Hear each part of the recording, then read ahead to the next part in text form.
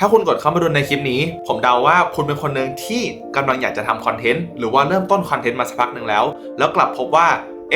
มันไม่ได้มีความสุขหรือว่าสนุกอย่างที่คิดคอนเทนต์มันนั้นใช้เวลามากและทุกครั้งที่ต้องถ่ายทำเนี่ยมันรู้สึกอึดอัดแล้วมันรู้สึกแบบไม่เป็นตัวเองเลยอะแล้วพอเราโพสต์คอนเทนต์ไปแล้วพอเรามาดูหน้าฟีดตัวเองเนี่ยเรามองว่านี่คือใครอ่ะนี่มันใช่เราจริงหรือเปล่าเรารู้สึกว่าเราไม่ได้เหมือนตัวเองเลยเหมือนเรากำลังเล่นบทละครบางอย่างอยู่ในหน้ากล้อ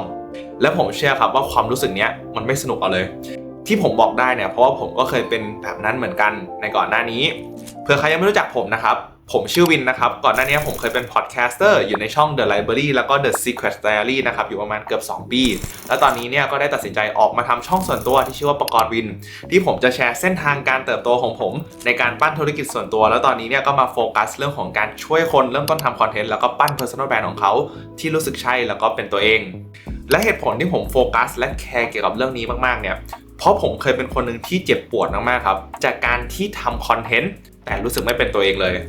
ต้องบอกอย่างนี้ว่าถ้าย้อนกลับไปเมื่อตอน17เนี่ยผมเป็นคนหนึ่งที่มีความฝันมากเลยนะที่อยากจะเริ่มต้นทำคอนเทนต์มีช่องส่วนตัวเพราะผมรู้สึกว่ามันเป็นไอเดียที่เจ๋งมากเลยที่เราได้เห็นอะไรที่มันมีความเป็นตัวเราอะอยู่ในสื่อโซเชียลมีเดียที่เราสามารถดูได้มีหน้าโปรไฟล์เรามีเว็บไซต์ของตัวเราเองผมว่ามันเจ๋งมากและพอวันนึงพอมีโอกาสได้ทำตอนนั้นก็คือครั้งแรกที่แบบเรียกว่าเติบโตไวมากเนี่ยก็คือตอนที่อยู่ช่อง The Library แรกๆครับต้องปฏิเสธไม่ได้เลยว่าผมแฮปปี้มากผมรู้สึกว่าผมเติบโตไวมากผมได้เรียนรู้ผมได้แชร์ความรู้เหมือนที่ตัวเองต้องการในวัย17ในตอนที่ผมอายุ21เนาะแบบผ่านมา4 ปีผมทำได้แล้วแต่สิ่งที่เกิดขึ้นคือพอผ่านมาไม่ถึงปีครึ่งผมกลับพบความรู้สึกที่แบบแปลกๆอะความรู้สึกของการที่ตื่นขึ้นมาทุกวันแต่กลับไม่มีความรู้สึกอยากจะอัดคลิปเลยและไอความรู้สึกเนี้ยแรกๆอ่ะผมก็เฉยๆกับมันนะเพราะผมก็มองว่าผมอาจจะรู้สึกขี้เกียจหรืออะไรประมาณนี้แต่พอผมทำไปเรื่อยๆผมเริ่มสังเกตตัวเองมากขึ้นตอนที่ผมอยู่ช่อง The Library สิ่งหนึ่งที่เกิดขึ้นคือผมจะมีภาพลักษณ์ของพี่ไลออนครับที่เขาเหมือนจะเป็นแบบ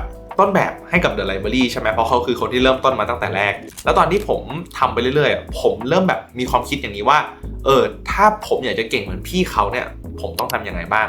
ผมเริ่มสังเกตวิธีการสื่อสารของพี่เขาผมเริ่มดูว่าพี่เขาตอบสนองอะไรยังไงพูดยังไงเตรียมตัวยังไงซึ่งเอาจริงถ้าเรามองในเชิงของการพัฒนาตัวเองเนี่ยมันเป็นสิ่งที่ดีมากนะครับผมปฏิเสธไม่ได้เลยแต่ถ้าหากผมชวนทุกคนลงดีเทลลึกมากขึ้นกว่านี้เนี่ยสิ่งที่เกิดขึ้นคือนะในตอนที่ผมอยู่หน้ากล้องผมเริ่มจะมีความคิดว่าผมต้องเป็นแบบพี่ไลออนอยู่เสมอผมจะต้องเข้มมากขึ้นผมจะต้องพยายามดูโตมากขึ้นเพราะถ้าผมไม่ทำอย่างนั้นผมจะไม่สามารถ success และผมจะไม่สามารถเติบโตได้แบบพี่เขาได้เอาจริงครับ mindset เนี้ยมันคือดาบสองคมมุมนึงคือผลทำให้ผมโตไวมากแต่อีกมุมนึงมันค่อนข้างท็อกซิกกับตัวผมเองเพราะในมุมมองและความคิดอย่างนั้นเนี่ยมันทำให้ผมมีอีกหนึ่งความคิดที่ไม่ได้คำนึงถึงเลยก็คืออะไรที่มันเป็นตัวผมอะไรที่มันเป็นความเป็นผมอ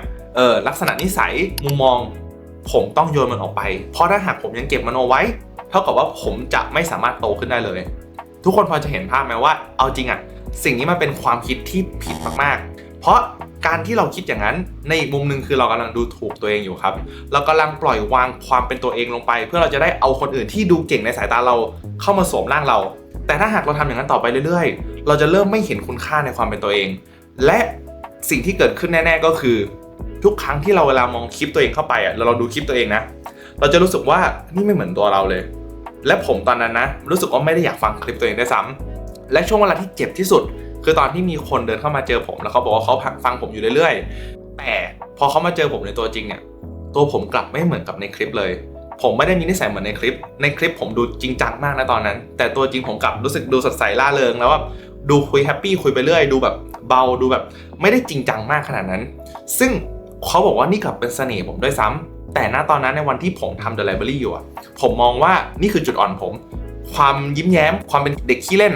มันควรจะตัดออกไปเพื่อเราจะได้มีภาพลักษณ์ของความจริงจังมากขึ้นและมันเป็นสิ่งที่ผิดครั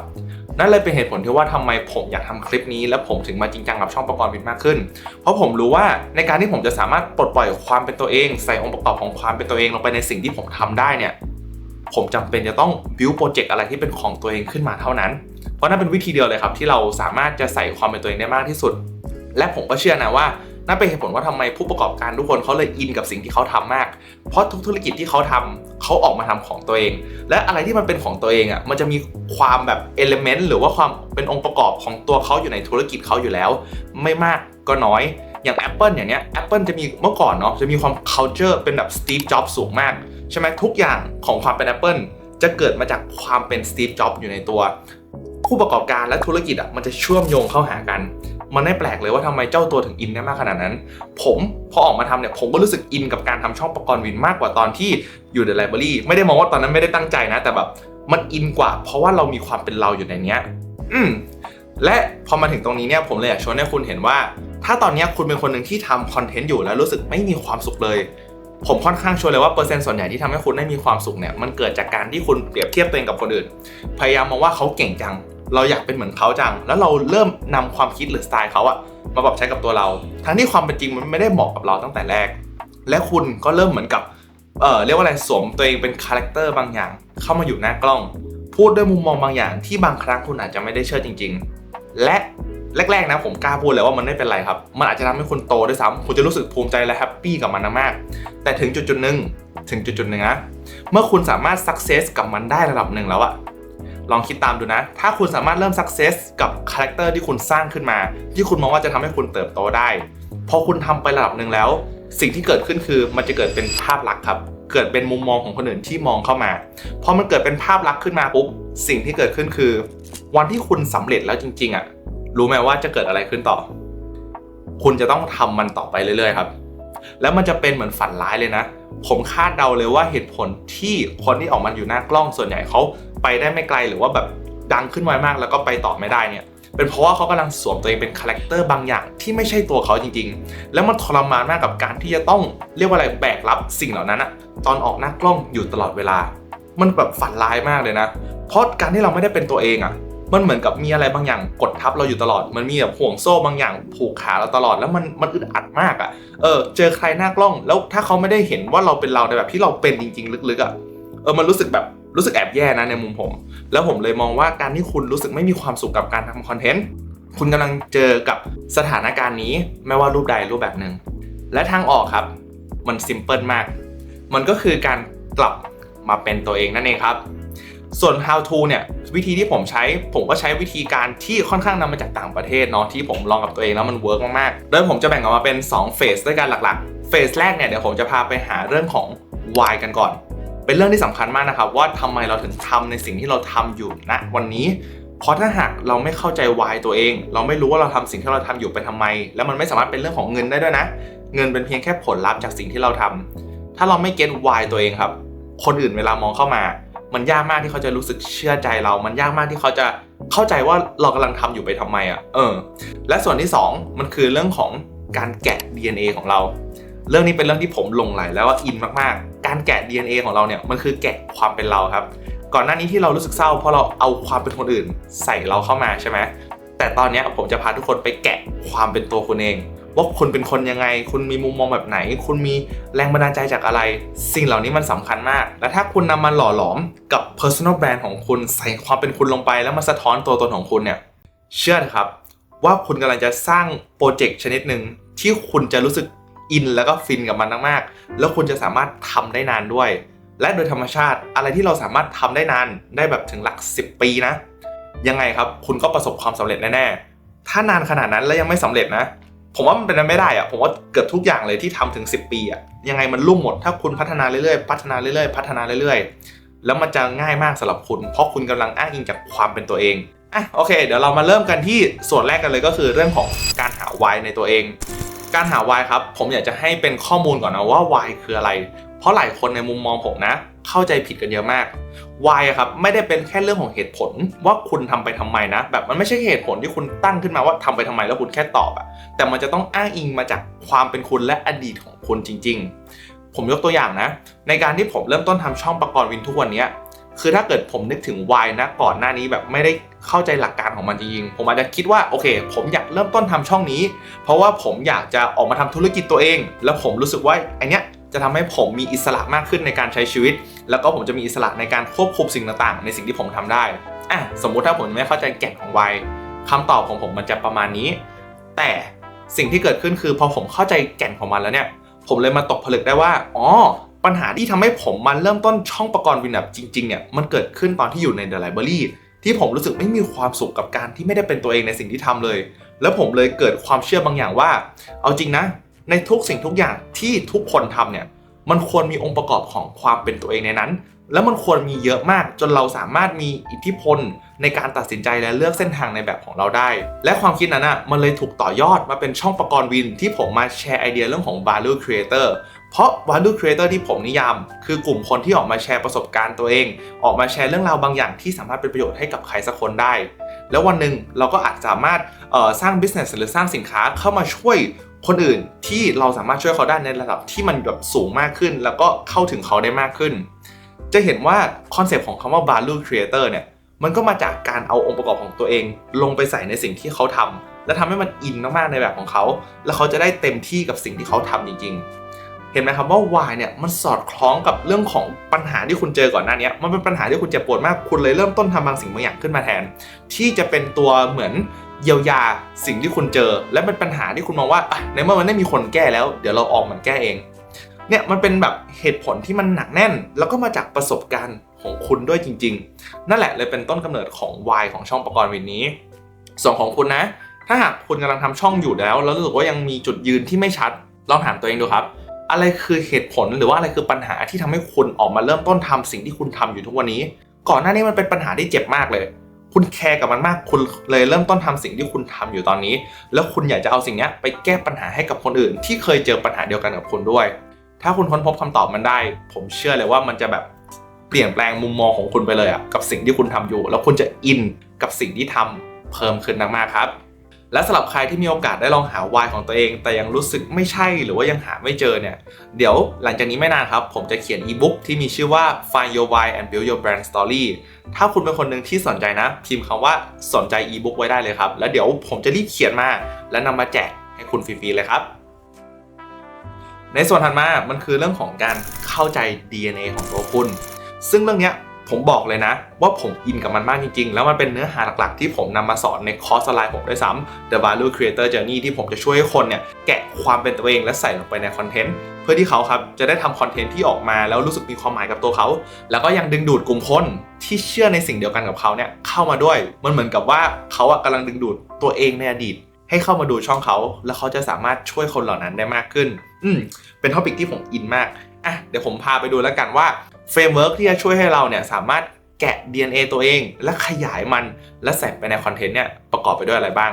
ซึ่งมันซิมเพิลมากครับประกอบไปด้วย3คำเองซึ่ง3คำนี้มีคำว่า I P แล้วก็ C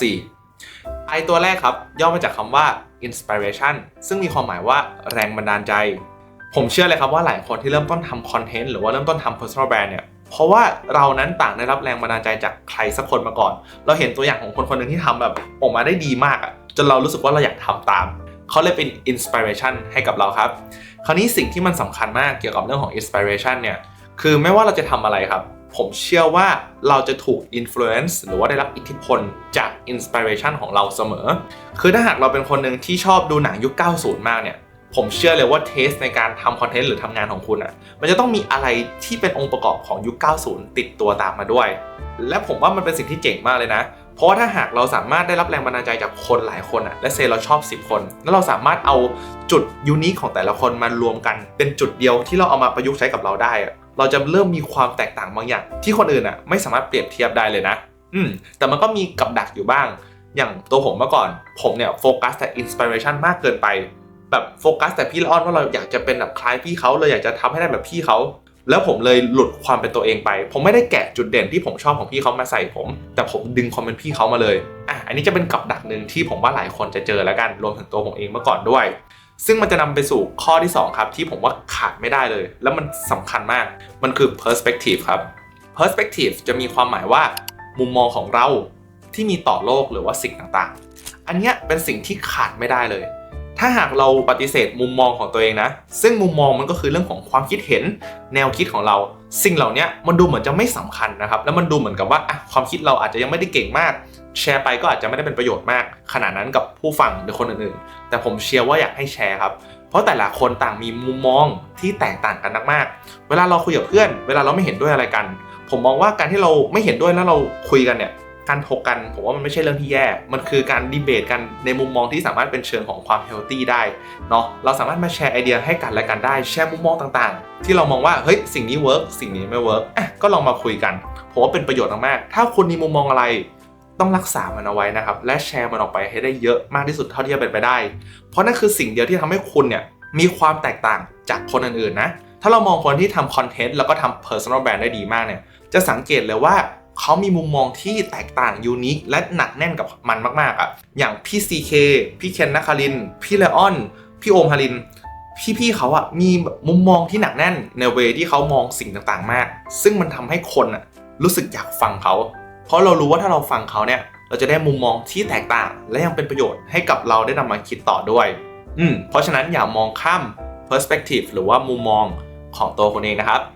และในส่วนถัดมาส่วนสุดท้ายก็คือตัวของ C หรือว่า character นั่นเอง character ก็มีความหมายว่าลักษณะนิสัยคำว่าลักษณะนิสัยเนี่ยมันคือนิสัยของคุณนั่นแหละครับ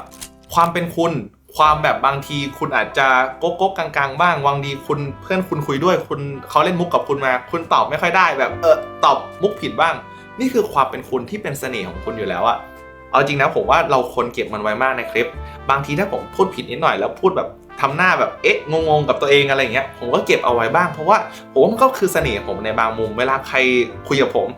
ทุกคนจะรู้อะถ้าเป็นเพื่อนรอบตัวผมก็จะรู้ว่าถ้าคุยกับวินเนี่ยวินจะตามมุกไม่ค่อยทันมันก็เป็นแบบความเป็นผมอย่างหนึ่งที่คนอื่นอาจจะไม่เหมือนผมคนอื่นส่วนใหญ่เขาก็ตามมุกทันกันหมดใช่ไหม